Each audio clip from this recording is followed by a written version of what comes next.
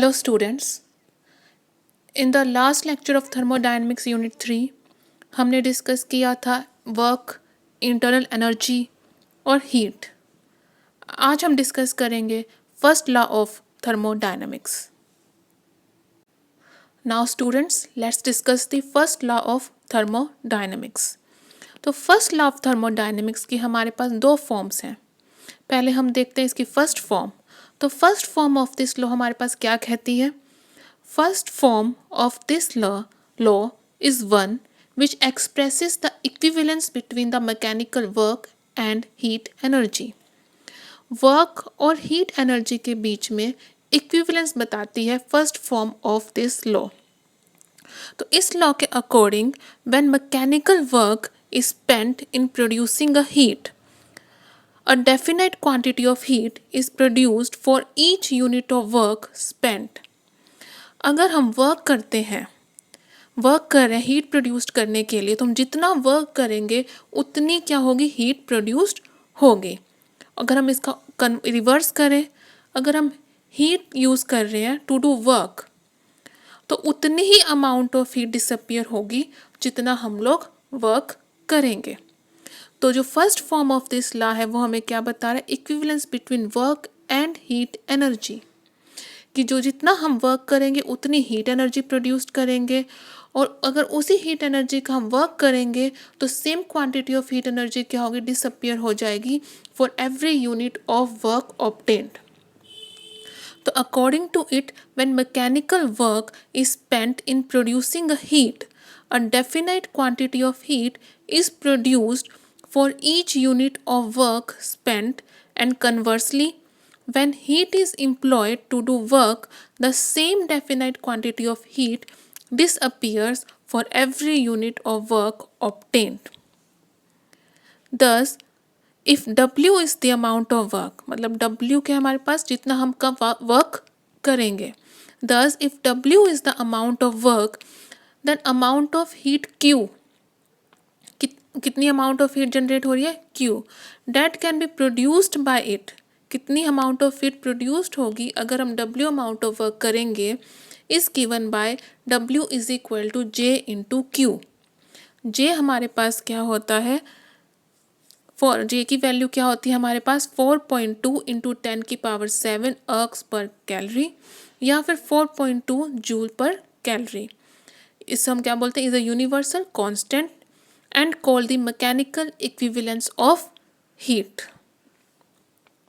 Next हम देखते हैं second form of first law of thermodynamics. तो second statement of this law is a particular form of conservation of energy. इसकी form है particular form of conservation of energy, कि energy हमेशा क्या रहती है? कंजर्व। ये हमने पहले ही पढ़ा था कि energy can neither be created nor be destroyed. Simply energy क्या होती है? ट्रांसफर होती है। तो नाउ अगर हमने क्या किया है, if a quantity of heat D Q, हमने डी क्यू क्वान्टिटी क्या किया? सप्लाई की है बॉडी को, is supply to a body. तो हमने जो हीट डी क्यू से सप्लाइड करी, मान लो हमारे पास यहाँ पे सिलेंडर है, उसमें हमारे पास गैस है और सिलेंडर पे पिस्टन लगा हुआ है। ये हमारे पास क्या हो? गैस हमने यहाँ पे कंटेन की हुई है। इसको हमने D Q amount of heat supply कर दी इस सिस्टम को। तो अगर हमने इसको हीट देंगे तो हीट ये कैसे यूटिलाइज होगी? हीट हम दे रहे हैं तो हमने पढ़ा था पार्शली किस में यूज़ होगी? एक तो ये यूज़ होगी जो मॉलिक्यूल्स है हमारे अंदर गैस के, उनकी जो काइनेटिक एनर्जी है वो क्या हो जाएगी? इंक्रीज़ हो जाएगी, उनको ज़्यादा हीट मिल जाएगी, तो वो ज़्यादा रैंडमली मूव करेंगे इधर उधर।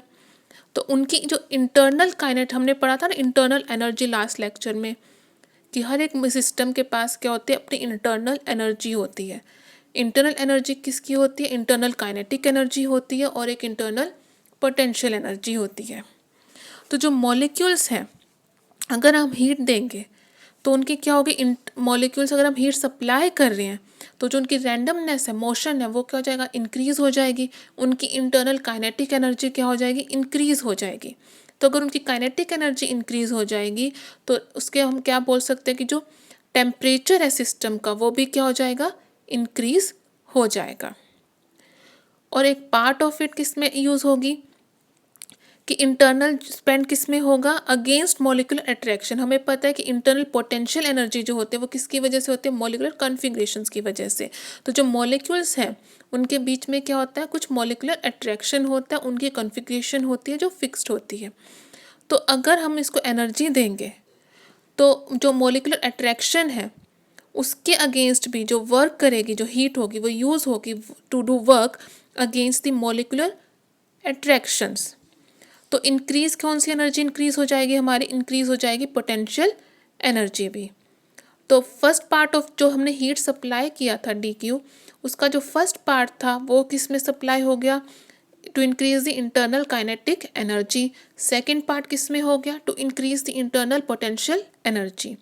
और third part of it spend किस में हो जाएगा, अबे वर्क भी करेगा, हमने हीट दिया है तो बॉडी क्या करेगी, एक्सपेंड करेगी अगेंस्ट द एक्सटर्नल प्रेशर। तो क्या होगा, ये एक्सटर्नल वर्क। तो थर्ड पार्ट ऑफ इट किस में स्पेंड हो गया, इन डूइंग एक्सटर्नल वर्क में।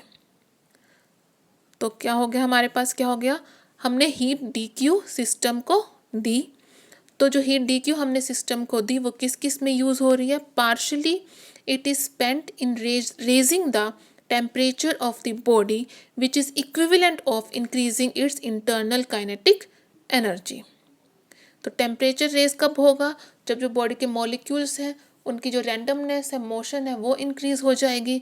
उसका मतलब क्या है, इंटरनल काइनेटिक एनर्जी किससे एसोसिएट होती है, मॉलिक्यूलर मोशन से। तो अगर इंटरनल काइनेटिक एनर्जी इंक्रीज हो रही है, इसका मतलब है टेम्परेचर क्या हो रहा है बॉडी का, वो इंक्रीज हो रहा है। A part of it is spent in doing internal work against molecular attractions. अगर हम हीट देंगे तो मॉलिक्यूलर अट्रैक्शंस को रिलीज करने में भी उसको कुछ ना कुछ एनर्जी उसकी लगेगी। तो that is in increasing the internal potential energy of the body. And third part of it is spent in expanding the body against the external pressure that is doing external work। तो हमारे पास अगर हम law of conservation of energy लगाएं तो हमारे पास क्या आ जाएगा, अगर इफ डी यू के एंड डी यू पी, क्या हो गया, D U P R respectively the change in internal kinetic energy and internal potential energy. और डी डब्ल्यू क्या है, एक्सटर्नल वर्क डन जो सिस्टम ने किया है। सिंस हमें पता है energy can neither be created nor be destroyed but only converted from one form to another.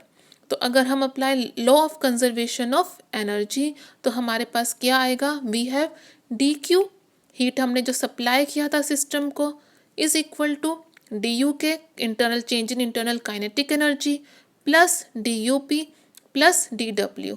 तो ये दोनों आपस में क्या होने चाहिए, बराबर। जितनी हीट हमने सिस्टम को दी थी उतनी हीट से इसने क्या क्या काम किया, इंटरनल काइनेटिक एनर्जी इंक्रीज हो गई, इंटरनल पोटेंशियल एनर्जी इंक्रीज हो गई और पार्शली इसने एक्सटर्नल वर्क डन भी किया। तो हमारे पास क्या होता है, but D U K plus D U P किसके इक्वल होता है, टोटल इंटरनल एनर्जी इंक्रीज किसके इक्वल होगा, D U, that is increase in total internal energy of the body. तो हेंस हमारे पास क्या आ गया, D Q is equal to D U plus D W. और हम क्या लिख सकते हैं इसको, delta Q is equal to delta U plus delta W. ये इक्वेशन, दिस इक्वेशन हमें क्या रिप्रेजेंट करती, this equation represents the first form of the first law of, this equation represents the differential form of first law of thermodynamics. तो हमने क्या पढ़ी, दो form पढ़ी of first law of thermodynamics. First law of thermodynamics बहुत important है। तो अगर हमारे पास जो डेल्टा क्यू है, डेल्टा क्यू क्या हो गया, heat, delta U change in internal energy और ये डेल्टा डब्ल्यू क्या हो गया, work done, are all measured in first units. किस में मेजर करते हैं हम इसको, जूल्स या फिर कैलोरीज में। एक चीज़ का और हमें ध्यान रखना है, if the heat is taken by the system, इन सब का हमने ध्यान रखना है, टू बी नोटेड।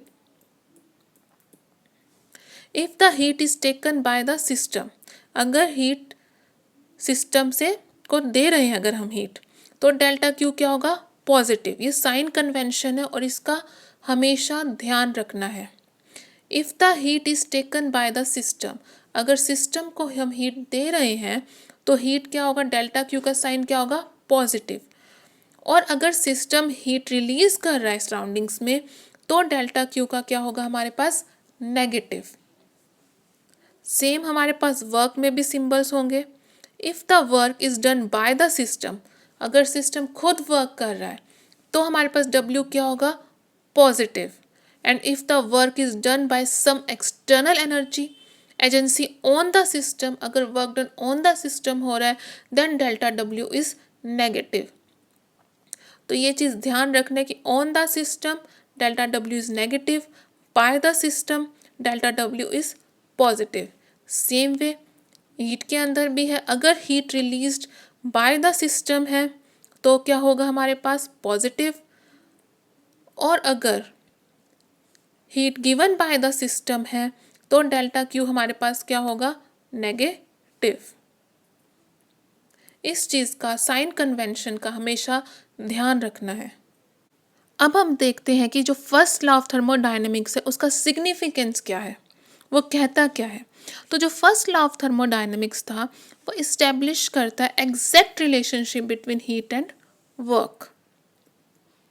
इसके according a definite quantity of heat will produce a definite amount of work and vice versa, कि definite amount of work will produce definite quantity of heat. ये डिनाई करता है कि वर्क और energy can be created out of nothing, कि हमारे पास कुछ भी नहीं है और हम उससे क्या क्रिएट करें, वर्क या एनर्जी हम क्रिएट कर सकते हैं। It is impossible to construct a thermal machine, अगर हम ऐसी मशीन का कंस्ट्रक्ट करें जो कि ऑपरेट होए without any expenditure of fuel. मतलब ये हम ऐसी मशीन को हम लोग अगर कंस्ट्रक्ट करने की कोशिश करें जो कि बिना किसी फ्यूल के, और खुद ही अपनी एनर्जी क्रिएट करे, तो ऐसी मशीन ना तो हमारे पास है और ऐसी मशीन क्रिएट करना इज़ इम्पॉसिबल।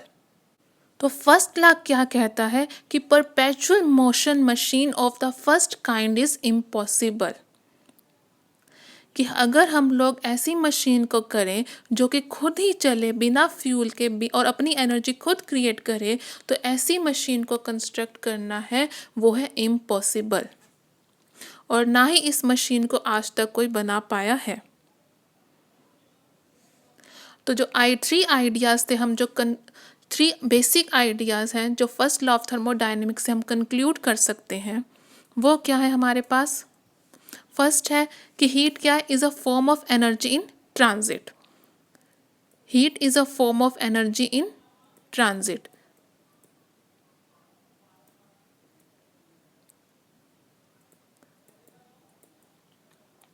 सेकंड क्या है, conservation of energy takes place in thermodynamic system. Energy क्या रह रही है हमेशा, कंजर्व। तो conservation of energy takes place in thermodynamic system.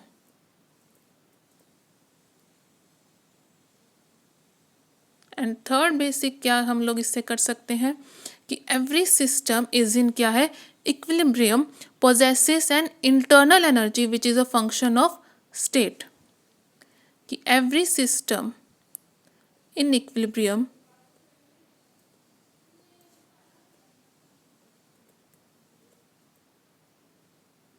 क्या पोजेस करेगा, possesses an internal energy, possesses an internal energy, जो कि क्या है, which is a function of state and depends only on the initial and final positions.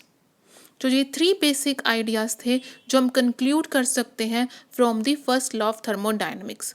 और significance of first law of thermodynamics क्या है हमारे पास, कि perpetual motion machine of the first kind is impossible. Next हम देखते हैं limitations of the first law of thermodynamics. First limitation क्या है, it does not gives us information regarding the direction in which change will take place. हमें ये नहीं पता कि चेंज तो हो रही है, हीट एनर्जी रिलीज हो रही है, गेन हो रही है, पर डायरेक्शन क्या है उसकी, कौन सी डायरेक्शन में चेंज हो रहा है। और सेकेंड लिमिटेशन क्या है, it does not tells us the quantum of energy, कितनी क्वांटम, कितना अमाउंट है, कितना क्वांटम ऑफ एनर्जी है which will change from one form to the other. तो ये थे फर्स्ट लॉ ऑफ थर्मोडायनेमिक्स की 2 लिमिटेशंस। तो अब हमने देखा, पहले हमने पढ़ा first law of thermodynamics, then हमने उसकी पढ़ी significance of first law of thermodynamics, उसके बाद हमने देखा limitations of first law of thermodynamics. अब हम देखते हैं रिवर्सिबल एंड इरिवर्सिबल प्रोसेस। तो जो रिवर्सिबल प्रोसेस हमारे पास होता है वो कौन सी प्रोसेस होते हैं? If it can be retraced back in the opposite direction, कि a process is set to be reversible तभी होगा अगर हम उसको सेम रिट्रेस्ड, मतलब सेम पाथ फॉलो करें, अगर हम उसको अपोजिट डायरेक्शन में भी रिट्रेस्ड करें। एंड द वर्किंग सब्सटेंस, जो सब्सटेंस है वो returns back completely to its initial state after passing through the same intermediate conditions as during the direct. अगर हम कोई फॉलो कर रहे हैं, अगर हम जैसे पिस्टन को पहले नीचे लेकर आए, फिर हम उसको वापस इनिशियल स्टेट पर जब लेके जाएंगे तो वर्किंग सब्सटेंस जो होगा वो वापस अपनी ओरिजिनल स्टेट पे ही आ जाए, तब वो जो प्रोसेस है वो क्या होगा हमारे पास? रिवर्सिबल। तो changes through the reversible process क्या होते हैं? Are infinitely small. ये हमने पढ़ा था, जो थर्मोडायनेमिक प्रोसेस है वो क्या होती है? सारी की सारी इन्फाइनाइटली स्मॉल होती हैं। तो जो थर्मोडायनेमिक प्रोसेस होंगी वो क्या होंगी? सारी की सारी रिवर्सिबल प्रोसेस होती हैं हमारे पास। तो that is processes involve must take place at a very slow rate. कि अगर हम पिस्टन को, हमारे पास गैस है कंटेन्ड इन द सिस्टम, तो अगर हम पिस्टन को ऊपर लेके जा रहे हैं बहुत इन्फाइनाइटली स्लो रेट पे, और इसको वापस हम रिवर्स करें, इनिशियल स्टेट पर वापस लेकर आए पर at an infinitely slow rate, तो जो वर्किंग सब्सटेंस है, हमने पढ़ा था थर्मोडायनेमिक प्रोसेस में, हर एक स्टेट में क्या रहता है? इक्विलिब्रियम में ही रहता है। तो ये वापस से जब अपने इनिशियल स्टेट में आएगा तो जो इसके इनिशियल स्टेट में वापस आ जाएगा। लेकिन कब आएगा? अगर changes through the reversible process क्या आएंगे? Are infinitely small. तो processes involve must take place at a very slow rate, तभी जो प्रोसेस होगी वो क्या होगी? रिवर्सिबल होगी। और जो थर्मोडायनेमिक प्रोसेस होती है वो किस रेट पे होती है? At an infinitely slow rate. तो any process which is not reversible और which does not satisfy any of the conditions for the process to be reversible, उसको हम क्या कहते हैं? Are called irreversible. नेक्स्ट हम देखते हैं इंडिकेटर डायग्राम। इंडिकेटर डायग्राम हमारे पास क्या होता है? पीवी डायग्राम को हम क्या कहते हैं? Indicator diagram. पीवी डायग्राम का मतलब है, अगर हम प्रेशर, कोई भी हमारे पास वर्किंग सब्सटेंस है जो भी है, उसकी हम प्रेशर और वॉल्यूम के बीच में अगर कर्व बनाएं तो उसको हम क्या कहते हैं? पीवी डायग्राम या फिर इंडिकेटर डायग्राम। तो पीवी डायग्राम और the indicator diagram is the graph between pressure and volume of the gas. जो गैस है हमारे पास वो हमने क्या लिया? As a working substance. जो भी गैस हम वर्किंग सब्सटेंस ले रहे हैं उसके प्रेशर और वॉल्यूम के बीच में जब हम ग्राफ बनाएंगे, when it undergoes through thermodynamical process, तो उसको हम क्या कहते हैं? पीवी डायग्राम या फिर इंडिकेटर डायग्राम। जिस टाइप का ये हमने पीवी डायग्राम बनाया हुआ है यहाँ पे। तो ये हमारे पास क्या है? लेट ए बी, यहाँ पे जो ए बी है वो क्या कर रहा है? रिप्रेजेंट कर रहा है किसको? पीवी डायग्राम को। ये हो गया प्रेशर, हो गया, ये हो गया वॉल्यूम। ये क्या हमारे पास रिप्रेजेंट कर रहा है? A B represents the PV diagram. अगर जो गैस है वो एक्सपेंड कर रही है, गैस हमने जो ली हुई है सिलेंडर के अंदर, अगर जो वो गैस है वो एक्सपेंड कर रही है isothermally at constant temperature, expand कर रही है कैसे? आइसोथर्मली फ्रॉम, आइसोथर्मल का मतलब है temperature constant, from volume V1 to V2, और जो प्रेशर है वो रिड्यूस्ड हो रहा है गैस का फ्रॉम P1 से P2। तो इसके अंदर हमने ये क्या बनाया? PV diagram. इसके अंदर हमने एक इंटरमीडिएट स्टेट ले ली AD, ड्यूरिंग विच इस इंटरमीडिएट स्टेट में जो गैस का वॉल्यूम है वो इंक्रीज हो रहा है from volume V to V plus DV, और जो प्रेशर है वो क्या है? At constant pressure P। तो हमारे पास क्या होगा